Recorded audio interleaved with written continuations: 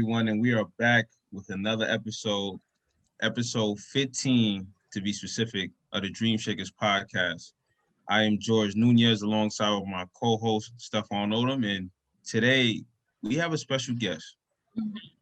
We have someone that is looking to revolutionize the way we think about the gig economy and how we could monetize volunteering.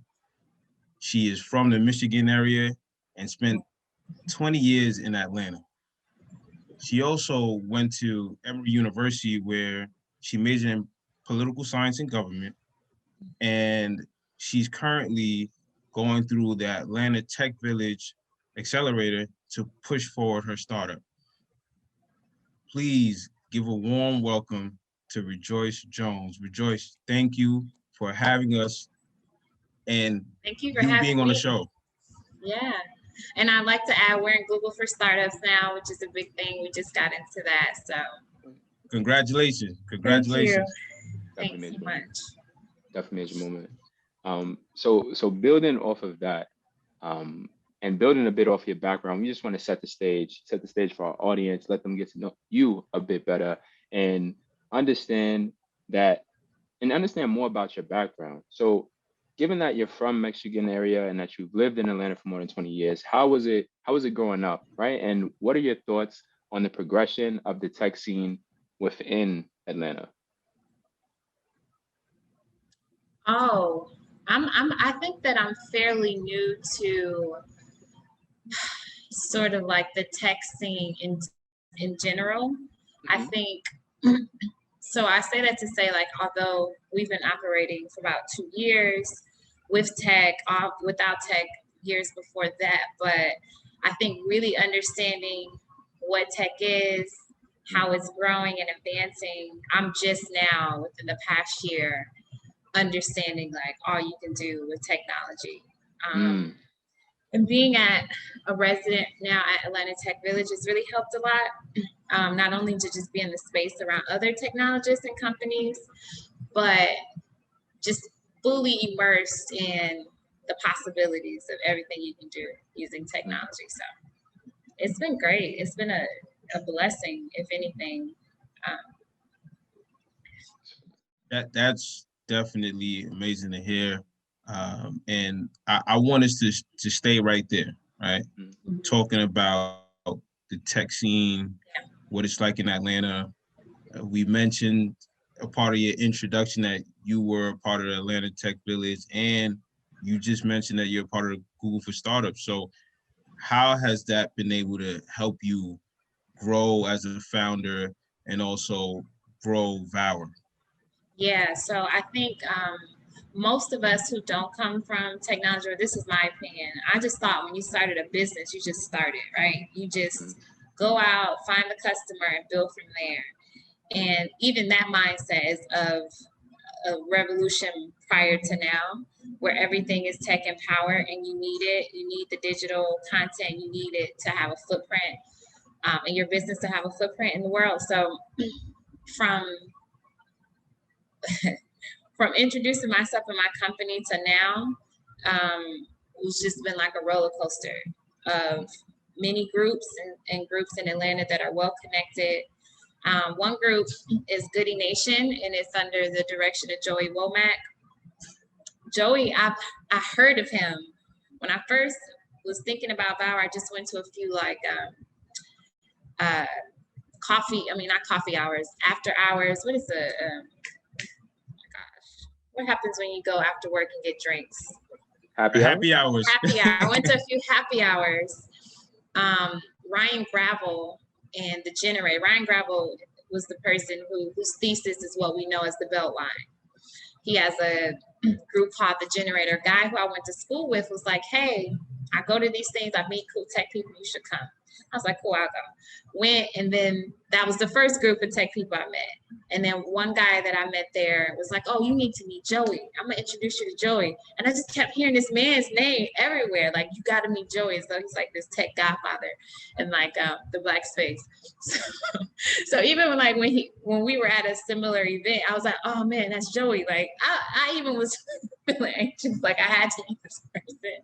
And I didn't even even know what I was doing or what I would do at work. But it became this feeling or narrative that it's some people here in the city that had different keys and access and levels of understanding that can help me at the infancy of my company to grow at an accelerated pace. So I met Joey, I got into Goody Nation.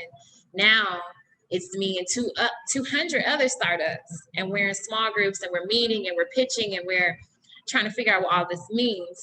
And then from there, oh, you should apply to Atlanta Tech Village. You should apply to Goody Nation. We know people in these spaces. Oh, you need this for your website. Oh, you need to find a CTO, or you need to find someone to do this. It became me going out here and trying to figure it out on my own, just from using the regular skills you do when you Google something and figure it out, to it just being a hub for, here's the a la carte for what you need. Go out and get it, but you don't have to work so hard. So from that experience till now, it's been life-changing. And I will say, like, Atlanta already is a very small place, in a sense where there's not, it's a small community of pockets of people. It's a tech scene, and one area is creative scene that, you know, these creatives, dance scene, the sneaker scene. And as you sort of get more well-versed with who those people are, but more so just what those spaces and communities, really, they are just pockets of communities, have to offer, you start to say, okay, I can use this to leverage, I can use this to build what I'm building, and actually it just starts to make more sense and match well with what we were doing specifically. I'm gonna pull you in a different direction just for a moment, and get more into the core background of the company more generally, right? So we were able to see that you studied political science and government at Emory, and that your LinkedIn profile explicitly mentioned sustainable community development, right? So I wanted to know if these experiences had any impact on what Vower was supposed to be, like what it was going to aspire to be, and what does the company's social enterprise organization designation mean? Yeah, so kind of to go further back, when growing up in Michigan, my dad was a community organizer and my mom was a social worker. So I always grew up not really understanding why I was always around a group of people somewhere doing something, helping someone. But my reality as a child was never just me. We always had something to do on Saturdays for the community. We always had to go somewhere and help pass something out. And so as a little girl, I grew up understanding that my life wasn't just my own. Like, there were people outside of me that for some reason, in my little girl brain, I had to things for, or spend time with, or experience something, or have an experience with. So those ideals formulated to me. I was actually pre-med at Emory, and I was on my way to being a doctor. And I was just in physics class, my last class, before I'm ready to go to medical school, take the MCAT and go to medical school. And I just was like, I'm just not feeling this anymore. And literally just changed everything from there, which is crazy. You don't do all this to get to Emory and, you know, take all these hard courses just to walk away. But yeah, my senior year at Emory, I lived in South Africa. Wow. And the first time that I saw, from the township perspective, from a very basic perspective, how communal economics work.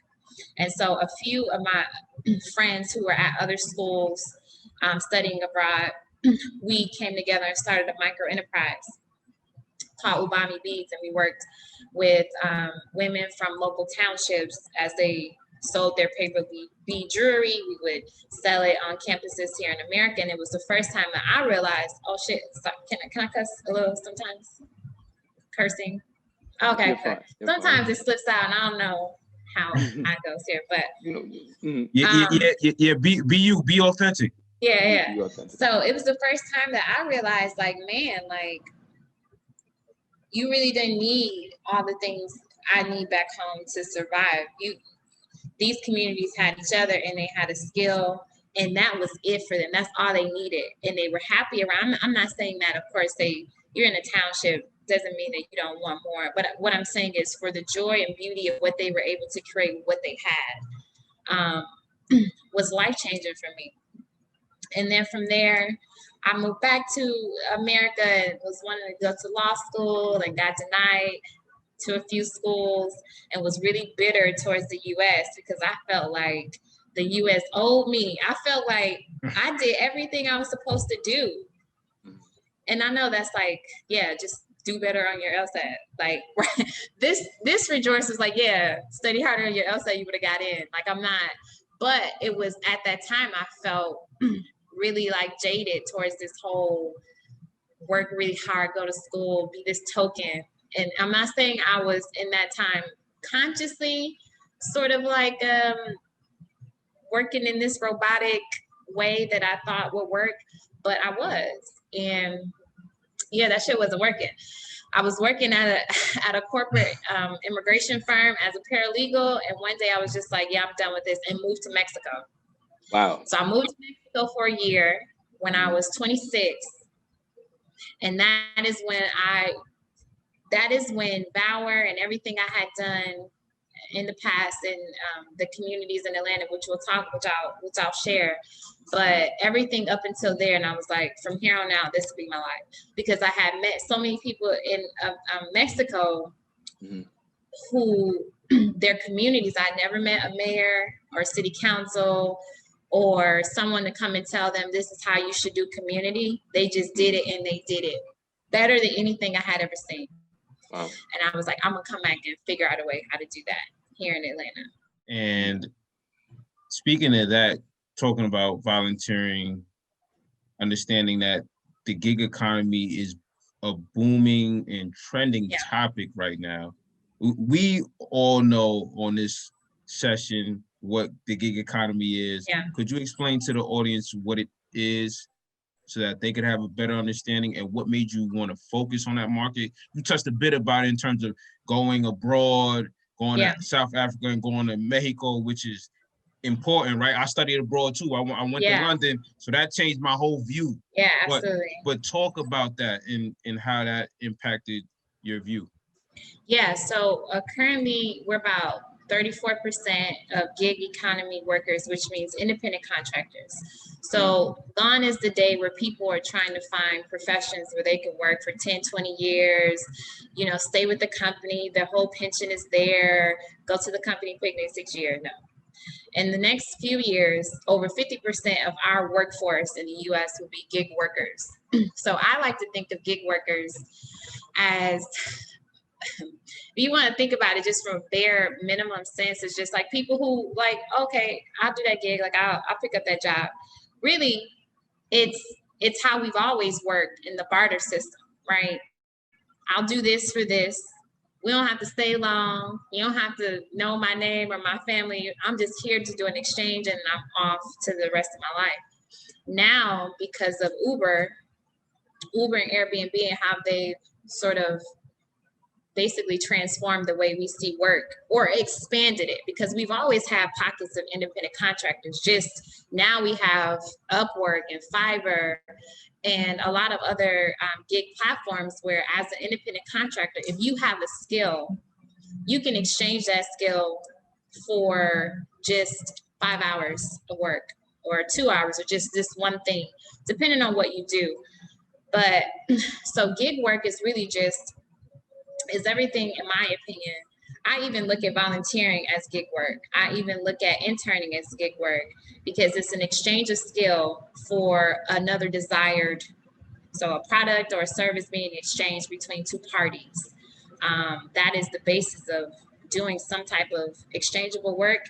And the person who does it is a gig worker or independent contractor for more legal purposes. And so I think of volunteering, because my whole thing of volunteering is different. I think the whole word volunteer needs to, the definition and sort of the concept behind it needs to be expanded. The traditional sense is oh, sometimes I think we think of volunteering as like the after school church woman or the stay at home mom. And oh my gosh, we're going to go out to PTA and we're going to pass out things, or we're going to go to the homeless shelter and pass out. And that is what people think when they think of volunteering. Giveaways, picking up trash, things that is something actually that is a recurring role, even though they say you do it to solve something. These roles that we have kind of structured the word volunteer around is very dated, right? So I think if someone is building your house or planting miles of trees, that's no longer really a volunteer, is it? That's like free work, free labor, independent gig worker type service. And so if we have set aside a statute of laws that only allocates this free work towards this only entity of business being a nonprofit, I think that has to be changed, and the policy needs to be changed around it, because volunteering in a sense is robust. It is a business, it's a nonprofit typically, that needs someone to come and help them with whatever. But most of the time it's admin work. Sometimes you can be out doing something, but now it's now build my website, help me with SEO and analytics for my e-commerce. It's more than just, the traditional sense of what we used to. And so since the jobs have changed, so should the structure around the person who's doing it, the compensation in which they get rewarded for their jobs, but also the platforms in which now we can use this workforce to help upskill, and give more experience to people that probably don't have the traditional things you need to get in on the typical gig economy platform, which is a lot. Like Upwork, you have to have a lot to get in and kind of be competitive on those sites. And so we need a companion effort, and that's what Vower is trying to do with volunteering and giving back and exchanging time for rewards. Of course, and I'm gonna pass it back to Steph in a bit, but let's stay right here. How long do you think before government and regulators and even society adopts the whole gig economy culture? Oh, it's here. I think the stats we were looking at, we're at 34%. Ages 18 through 34 are all gig workers within the age. By 2027, over 50%. With that same Gen Z millennials, over 50% of us, most of us are already doing some type of side work. Whether we get a 1099 for it or not, we're gigging all the time. And the pandemic really opened eyes to why we need more policy and infrastructure around this, because they didn't know what to do with the PPP and gig workers. They didn't know what to do with how do we structure thousands and thousands of Uber drivers who, got their paycheck maybe here and then with Airbnb and then here. It's like, how do we give them a payment protection where they don't fit under this typical structure that we're used to working with? And so, like I said, as this platform of how we do work and the future of work expands, so will the policy, the infrastructure, and even the people, the talent behind it. That definition and how we see it has to also expand. I think one piece that I'm definitely hearing resurface throughout these conversations is the need for regulation, the need for certain safeguards, the need for ensuring we are operating in an environment in which these gig workers are taken care of.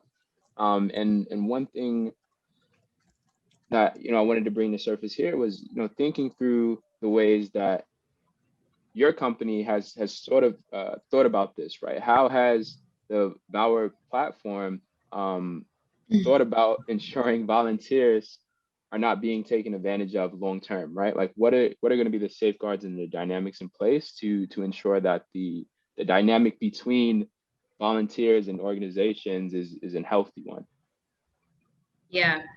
Okay. So I like to take people through this thought process of in Plato's laws or Aristotle's Nicomachean Ethics, they ask people to go on this journey of like, how would you create a world, right? So if I said, George or Steph, here's this land that is, no one lives on this land, but we're going to put people on this land. How should they work together? How will we establish a system of economy where everyone pretty much is equal and there are things that are equitable for everyone to get in? And as we have these conversations, we're going to start to notice there's a lot of a misalignment of how we think people should work, do work, and live their lives. And a lot of that probably will come down to the point of like economy is like what you get for what you do. It's an exchange. So a lot of maybe our thoughts will be different around how people get what, when, how, and who gets it. That's like politics all that stuff. Who gets it, how much they get it, why and how do they get it. And so where we are now in the US is as technology advances, so does the skills gap and the achievement gap that widens, because you have scores of people who lack the skill in order to keep up with this technology. Mm-hmm. So there will become a great divergence soon. And so I think, and I study this and I say, okay, these numbers are not adding up. Mm-hmm. We have maybe over 30% of all small businesses and nonprofits failing each year. Mm-hmm. Main reason why is they can't find people to help them. They can't afford Upwork. They can't afford always to go on Fiverr. They don't even know what they need most times. They need a team around the idea or the business, but they go out of business because they don't have that or they can't afford it. Mm-hmm. 80% of all small business owners right now are non-employers. So they're not doing W-2s. They're doing 1099s, or they're just, giving people money on the side. And so as these businesses fail, here are the rise of young professionals ready to work. Mm-hmm. Where are they going? Technology has now displaced a lot of the jobs where they would have been needed. A lot of the companies are realizing they can do more work with less people, but yet you have this 30% of small businesses and nonprofits that are dwindling because they don't know this side exists. Mm-hmm. And so you have this unequal balance of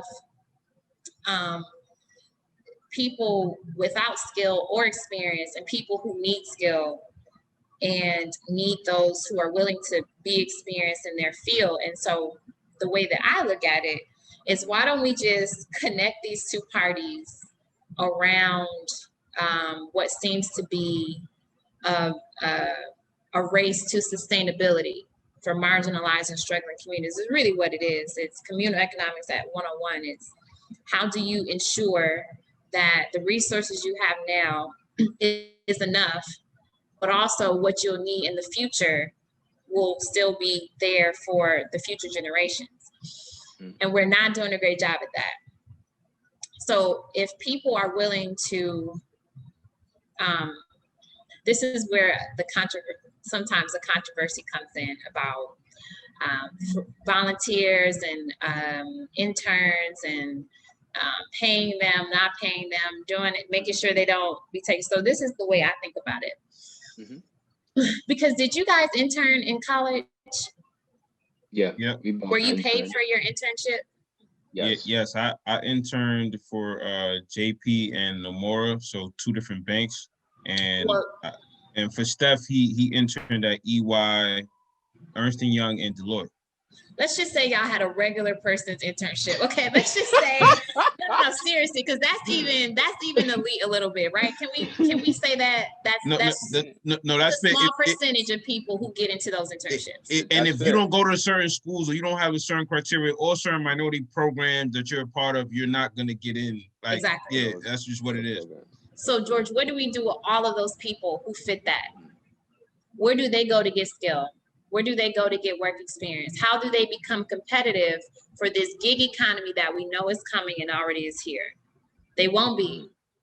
So if you can use the volunteer space or the ethos around the fact that it is, you can see it as, okay, this is free, but me, I see it as you need experience to be competitive. So these companies, they may not be able to pay you immediately, but we as the network orchestrator of these two parties are building a platform where, okay, cool, you can give a few hours out of the week. We're gonna make sure that you're fresh, because you was gonna spend your money on the Jordans anyway. You were gonna spend your money on those headphones anyway. Why not get skill work experience that you can put on your resume and make you and your community more sustainable and get fresh, versus just like, oh, no, I ain't doing that. I ain't doing that. They don't pay me. I'm like, okay, well, that's fine, because the research and how it's looking, it's a, you know, there has to be more solutions for people to get skill and more experience. And if we can do that in the volunteer space and in the internship space, we become more solution oriented than we are to just say, okay, well, let's just see who creates more opportunities for us to get in, and because that's not happening. I think. Go on. And I was going to quickly say stuff to those kids or to those young women and men, Rejoice, that feel like the gig economy doesn't really pay enough. Like, you know, people that do DoorDash or they do Uber Eats and they're like, yeah, I'm tired of this. They're not paying me enough. I got bills to pay. I got to make moves. To those people, you say what? I say up your skill. The more value you add to the world or whatever you do, the more money you get. If you just say, I'll just give me money because my whole thing will be as an employer, okay, what do you do great? And does that greatness match what you're asking monetarily? You have to have more skill. I don't know any other way. And I've really thought about it, you know, very seriously. How can we ensure, you know, that more things are equitable? And the answer is more skill, adding more value. You add more value to the marketplace, you will increase the reward side for you when it comes to money. So if a person is saying, oh, I don't want to do DoorDash, then I'll ask them, okay, cool. Well, what do you want to do? How can we make sure you have the skills you need to be the most competitive? Because it seems like you want to be competitive because you want more money, because everyone out here wants more money. The person that gets it is the one who knows someone or can get in, or the person who's the best at what they do. That's fair. Some of the questions that that I have just relate to that last point. So it seems as if though then the discussion would shift to this serving as a stopgap measure of sorts to get this person to the next level wherein they can compete in a space like a Fiverr or an Upwork, or you know, search for more conventional means of employment, assuming they've gotten to a point where they're competitive against the remaining, you know, 40 or 50% of individuals that hold those traditional roles. So the question that I have to you then is, okay, so the individual on this end is not getting paid, but I assume these services for these small businesses are not free. So what is the payment structure? And you don't have to delve into extreme specifics, but you know, how does Vower as a company continue to keep the lights on? Yeah. So the way that, just a really quick background, the way that our labor laws work, volunteers can only work for nonprofits. There's not really a limit though. It's crazy. Like you can just go and work for a nonprofit full time. What? And the crazy thing for me is like, wait, this person can work for a small business, and the small business can actually grow economy in this locality and do well for what that community needs at large, for the schools, for the property rates, all those things. But no, because you're a nonprofit, you can get free labor, even though if you really start to understand what nonprofits are amazing and great, but not all of them are starving. A lot of nonprofits make a lot of money, and way more money than a lot of small businesses. So for them to get free labor, and small businesses that are trying to start out and add value to their communities, for them to say, no, you can't have any free labor because you're for profit, although you haven't made profit and haven't made revenue. And most companies don't make revenue or profit until years later. To me, is just, again, a dated system and policy that does not work for today's how we need to be thinking about the future work. It just doesn't work that way. But volunteer support for nonprofits. So that's why we've added the internship side. So small businesses can be able to get, and the internship component adds a bit more structure on it. So we recruit at schools who offer internship credit, or we ensure that companies can pay like a stipend, or it will be more affordable than hiring someone on the other platform. And most times these companies also need to just get from A to B. You know, as we start to scale and expand, we'll pull from the pro bono and the corporate companies who have professional skills, and their corporations have CSR or corporate social responsibility departments where they say, okay, we're going to give our skill to people who need it. Similar. So we're just maximizing that functionality. So I would say, to answer your question, Steph, I would say the way that we work for Vower, so our platform is you exchange your skill for points, and these points are your buying power. So say, for instance, you did a gig because you're in finance, and this company needed you to look at their books or help them with something. You did that for a few hours, you got 10 points. You go on our platform, you can buy, a gift card or something for your 10 points, or, you did that maybe 2 times, 3 times. So now you get some AirPods. So instead of the cash that you would have spent, the few hours of spare time that you would have spent on Instagram or something else. Not saying there's nothing wrong with it. Nothing wrong with Instagram. Nothing wrong, because people be productive the way they be productive. But some of your hours just sort of like doing whatever, you earn the rewards, and you're able to use those to help someone who wouldn't have had that expertise otherwise. And so you're offering a lot of value to the world, but also you're getting something back from it. And so we regulate sort of which company can get which type of help until the policies are changed, where people can just exchange their skill. Like we envision a world where literally your skill can pay for your tuition, lower your interest rates, or buy you a fresh pair of Air Jordan 13s. Why do we have to have well, I understand why we have to have it, but we just believe in a world where we'll start to move towards what's best for sustainability, what's best, and the fact that we actually can, we should. Yeah, and it's better than a pizza, because they would just be giving you a piece of pizza and a t-shirt and say, go about your business. Thank you for building this house or this whole neighborhood of houses. And that's it. We're like, nah, we get you some J's. Thank you for that. And it feels a little bit more respectful, or reciprocate a little bit more gratitude. Yeah, that's amazing. Thank you for explaining that.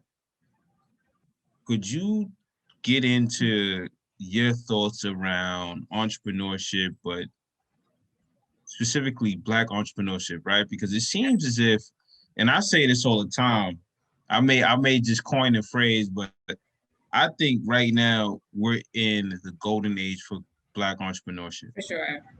The way things are turning, and all it took was a whole pandemic and a Black Lives Matter movement for people to realize, all right, like we have to source this talent for people to just create startups to impact the community and impact the world. Talk about the state of Black entrepreneurship and where it's at now, and where do you think it's going? Yeah, and I'm definitely no expert here.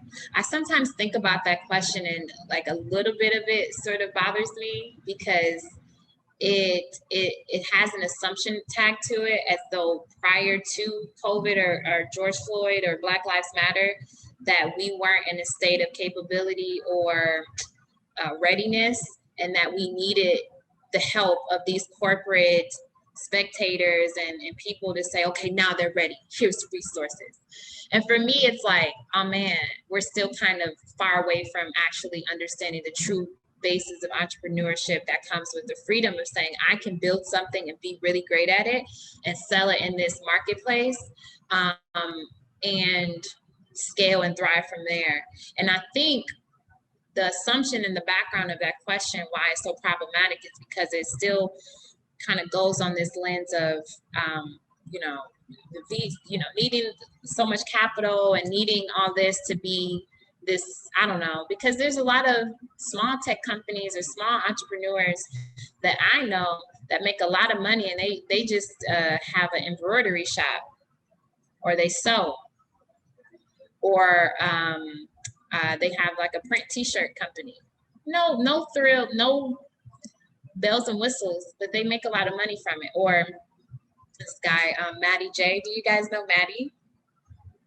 He's a lot Sounds on familiar. like Clubhouse, and he has been doing a lot. But like entrepreneurs like him teach you how to make your own side hustles using Turo or Airbnb and build up your wealth from there. And even thinking about the susu craze over the summer. Were you guys in a susu? No. Well, they got me like 2-3 times.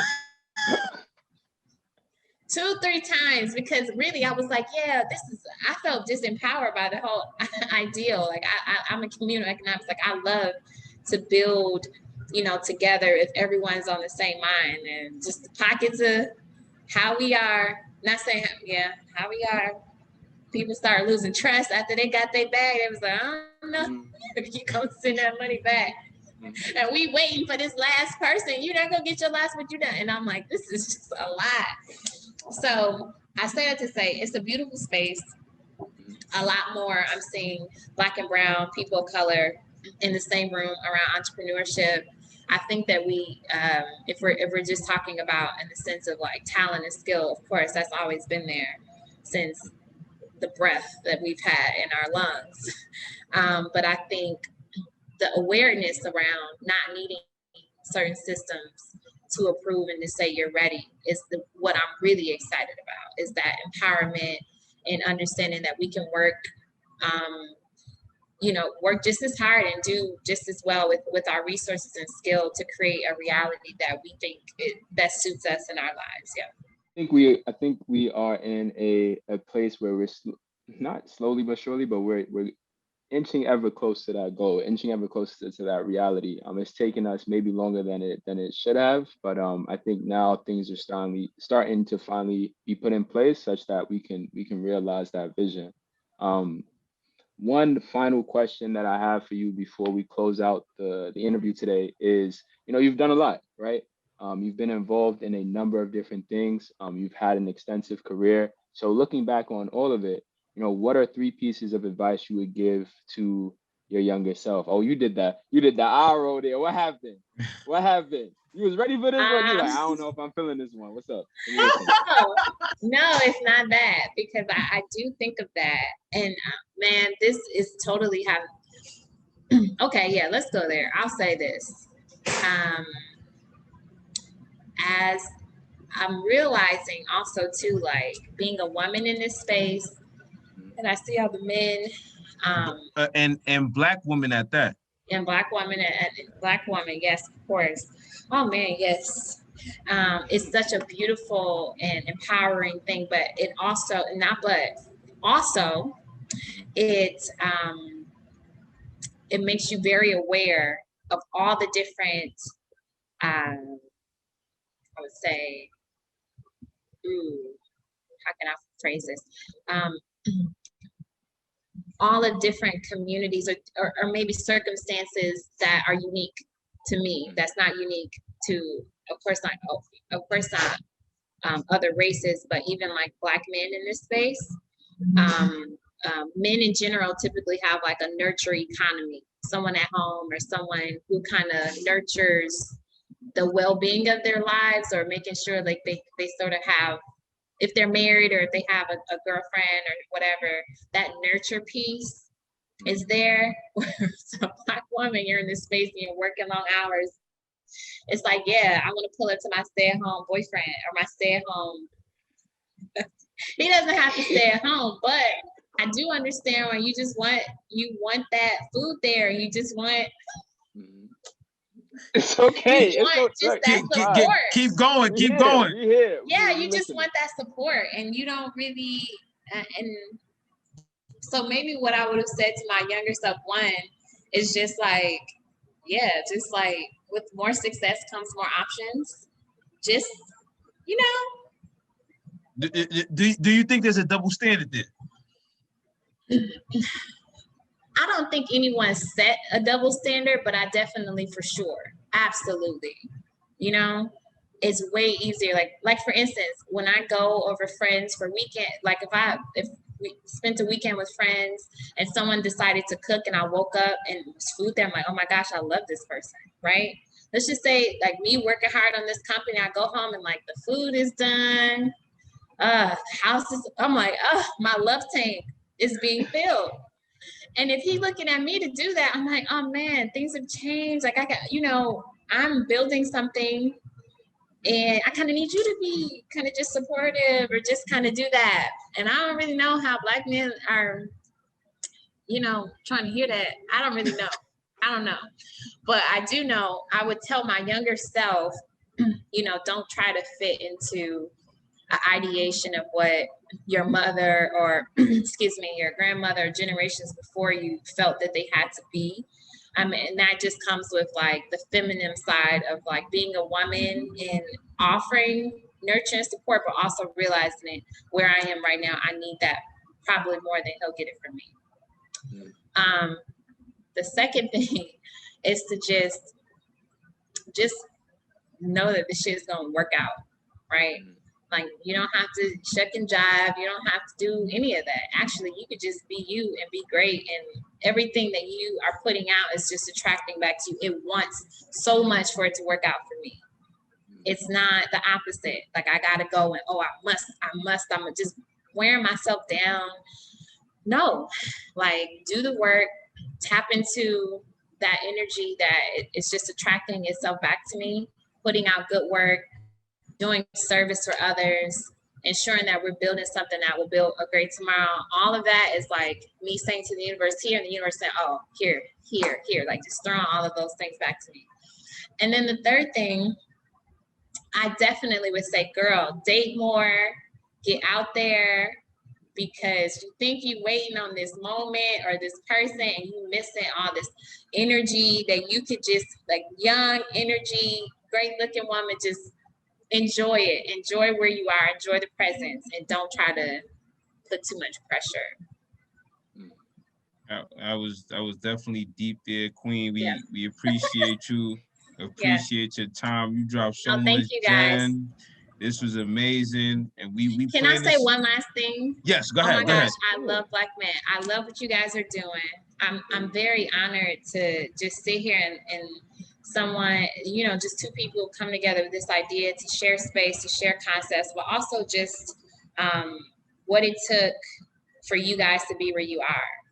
Like it's not lost on me that it took a lot because of where we live and who we are and who you guys are in this world. So I'm just so grateful because it means a lot to just know you guys exist.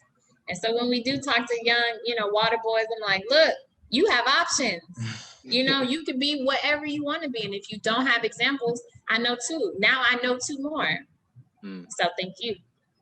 Thank you. I mean, and vice versa, right? The feeling is mutual. If there's any Black woman there who thinks that they don't have a role Black model. Black women know now. Look, they know now. And you one of the examples for them, right? So to be fair, so it's just like we appreciate what you're doing. This is amazing. Yeah. I fell in love with the concept once I first got on the phone with you. Like, just having that ambition to create Vower and seeing what it could be or where it could go. Yeah, I'm very excited for it, and awesome. you know we're gonna check on you. You know we're gonna keep in touch. But yeah, we appreciate your time and thank you for joining us on a episode of Dream Shakerz. Dream Shakerz, let's go. Hey. Hey.